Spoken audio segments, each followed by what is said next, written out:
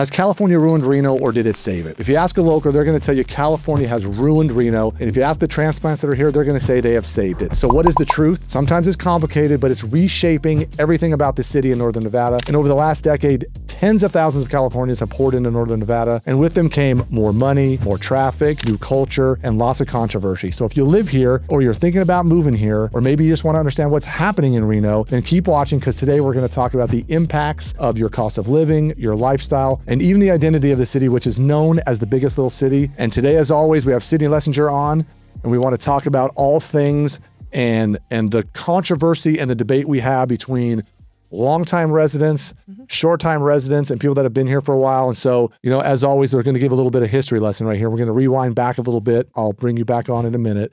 But if you go back to 2007, 8, and 9, the Reno housing market got crushed. And I know this because I was selling real estate then. Prices literally fell by half. I was selling properties for a new home builder that were literally $1.2 million that we were selling for half as much. So we were actually selling 20 model homes for Toll Brothers that literally we were selling for 50% of what they originally were selling for. It took a few years. I mean, by 10, 11, 12, things finally started to settle down. I think people were finally afraid or not afraid anymore to start moving forward and buying houses. But then in 2014, something big changed. And again, we're not talking about now, but something big changed then. And what was it? Tesla announced that they were going to be building a gigafactory here in Northern Nevada. And that opened the door for bigger companies like Google, Amazon, Walmart, things of that nature to also bring their businesses here. Yeah, Amazon distribution started happening here. Switch was here. And what people have to understand is you can say what you want about Elon Musk and Tesla now, but back then it was a big deal for our city to get a company. For those of you we talk about all the time off of USA Parkway, there's our big industrial center, and companies started coming there. And because of that, other tech companies came, and we started to be more of like this Silicon Valley refuge where people could live here more affordably. I mean, if you live in Palo Alto or the Bay Area or something, it's so expensive to live there. And we jokingly started calling us, the Bay Area's back office. Yes. And people started coming here and doing all those things. So that was a nice start to Reno sort of diversifying their, diversifying our economy, our job structure. But it also was the start of a lot more people moving here and coming here. And so between 2015 and 2023, literally 30,000 plus Californians came here. We joke about only the ones that wouldn't got a Nevada driver's license are even counted because a lot of people have a second home here. They're here part-time, so they're not even counted in the actual numbers of people who are moving and living here. It was a huge change and a big deal. And so we're going to start with both sides of the argument. And first we're going to talk about the locals who will say California ruined Reno. What would you say when people are talking about how it ruined us? I hear all the time the traffic. Everybody complains about the traffic, and I get it. We have had a big increase in traffic. However, a lot of that is to do with the big expansion projects that we have going on, and the population has increased. Homes have gone up everywhere, new apartment buildings. I mean, we have a huge project going on in the southern end of Reno. It's going to be downtown Damani. I mean, we have these just massive, massive projects going on, and a lot of the locals that have lived here for a really long time are not happy about it. And when things are in the process of growing, so I know we mentioned the Spaghetti Bowl, which is where Highway 80 and 395 come together right in the kind of north of center, middle of town. Yeah. The freeways out to the North Valleys, the freeways out to the Sparks areas, everything was in the process of being upgraded, expanded, widened. We know two places now when we drive, literally have 3 turn lanes that all go in the same direction, one in Double Diamond, Damani, and one out if you're on McCarran going out towards Pyramid Highway. And these used to be literally 1 lane each direction type roads, and they've gotten massively, massively bigger, but just being more crowded, less elbow room. That's kind of the big complaints people have. Yeah. The affordability issue, which we talk about in a lot of other videos, where home prices have skyrocketed and doubled. But it's like this dual argument for locals where the people that have lived here for a long time, like myself, who've owned real estate here for a long time, the benefits, at least financially, have been amazing. Right. But for a lot of people that lived here a long time, like yourself, where now it's become a much more unaffordable, expensive place to live, it's a little harder to financially launch your life. I think that's one of the biggest complaints. Is that what you hear from people? Well, I feel for the first-time home buyers, absolutely, that younger kind of 35 and under section of people, we're having the problem of we all went to college, we went to come back and can't even afford to live in the city that we grew up in. Right. A lot of the time, I feel that It's the location also of where the kind of more affordable housing is. Right. I get that, but I don't have a ton of control over that either, but we do need more of it. People that are, let's say, older than me that have lived in Reno for 50 plus years, they don't like the growth. We talk about this with your grandmother all the time. Yes. I call them NIMBYs. They don't want anything to happen in their backyard, so not in my backyard is their big thing. And what's funny is that when a city grows and it's to their benefit when they were young, awesome. Your grandmother, like her husband, literally did land redevelopment. They literally would buy land in outlying areas to develop them so builders can build on them, which was fine, I guess, when Reno was 125,000 people, but isn't fine now. So it's kind of funny how older people, they get all nostalgic about how Reno used to be. In the old days, it used to be this or that. And it's just funny to me how that conversation always turns into nobody wants change. Well, the country's twice as big as it used to be, and people got to live somewhere. So this is not just a Reno issue or Northern Nevada issue. You see it, especially on the West Coast, with Californians moving all over the place. It happens in Texas and Florida and all over the place. So if you're someone who's thinking about moving to Northern Nevada, do me a favor. Click the link in the description below. It'll get you a copy of our free buyer's guide that'll give you a lot of great information that you're going to need on your journey to heading to Northern Nevada. Let's flip the script now. Let's talk about the other side, about what Californians would say and what they're bringing to the table and how they've made Reno much more amazing and beneficial. You know, when you're sitting in the car, driving around with clients all over the place, what do you hear? They're definitely bringing in financial opportunity. I mean, the businesses that are coming up here from Silicon Valley have been very beneficial to Reno's economy. Well, a lot of smaller companies, it's not always about the Apples and the big companies. Exactly. And I also have noticed a big shift and change in the culture of Reno in terms of dining options, entertainment. We went from the old cowboy town of casinos and gambling to this kind of almost not necessarily revamped, but it's just different feeling now. There's more options for things.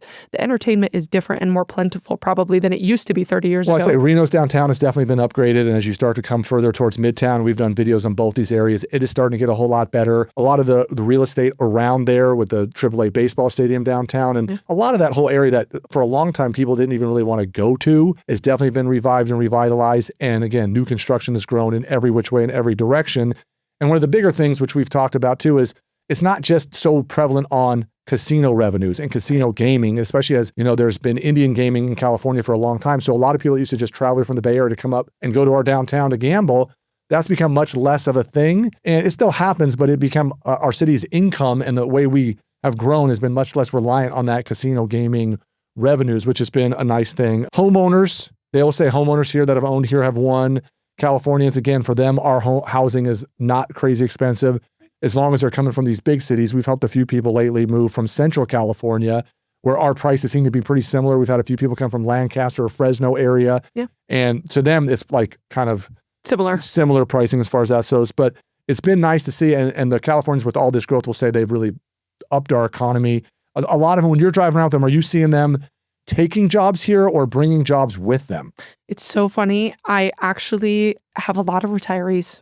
Okay. A lot of them are retirees and or they're coming with remote jobs. Right. So it's one or the other. They're not typically coming here to physically work at a job. And if they are, it's almost always at a trick. Yeah, I would say a lot of them are coming for tests. I think that's, like you said, more the under 40 crowd. Yes. Is coming and taking those kind of jobs. And so the conversation, as you get people, if they can have a real conversation, not an argument over it, is who is winning and who is losing and why would that be the case? So let's talk about the winners because we like to be positive here first. Yes. Let's talk about the winners. Who are the people that have been winning over this last decade? Yeah, anybody who bought a home prior to 2015. So not necessarily within the last decade, but if you bought real estate here in Northern Nevada prior to 2015, yes, obviously there was our 0809, but that 2015 window really won. Like I said, between 2011 2015, but even now you could even go a little more towards even pre-COVID. So like if they bought 17, 18, even 19 like your brother did, those people definitely won as far as the prices go.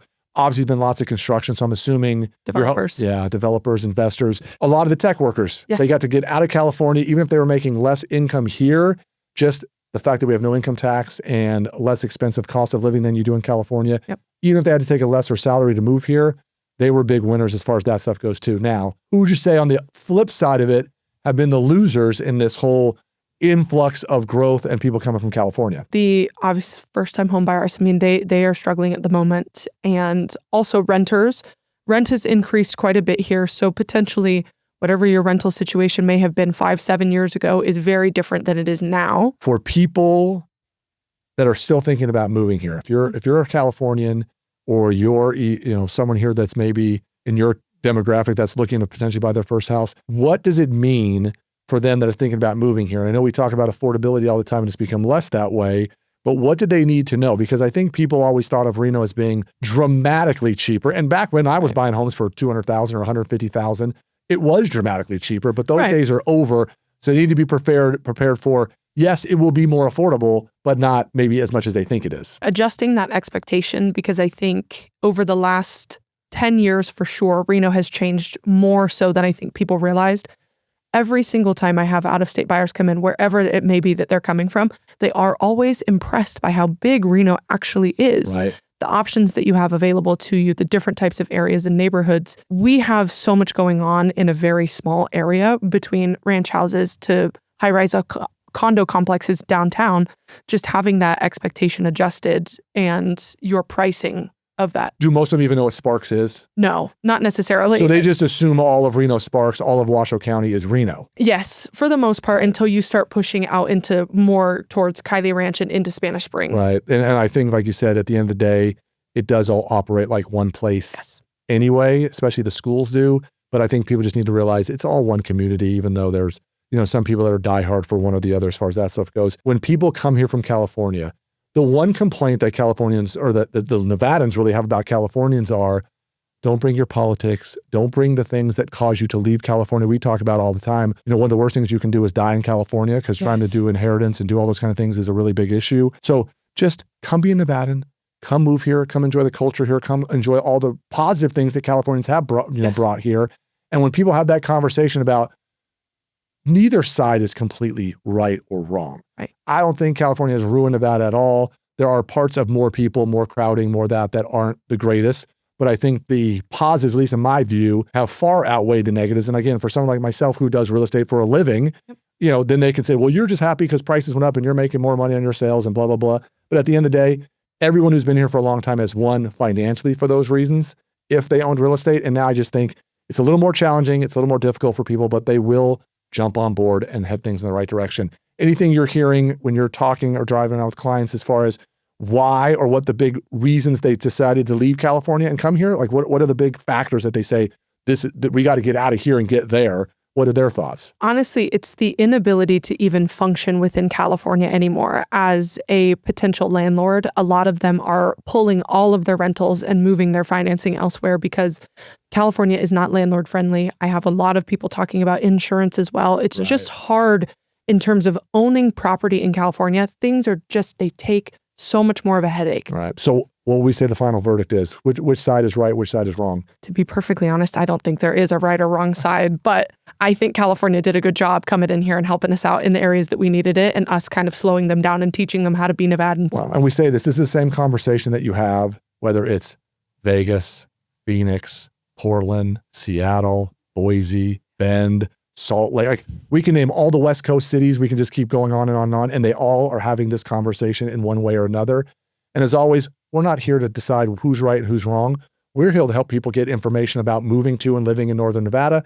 So again, everybody's case is different. If you're looking for more information, by all means, please reach out to us. So if you're someone who's been thinking about moving to Northern Nevada and trying to figure out the good, the bad, the ugly, check out this video we did right here about the pros and cons of living in Northern Nevada.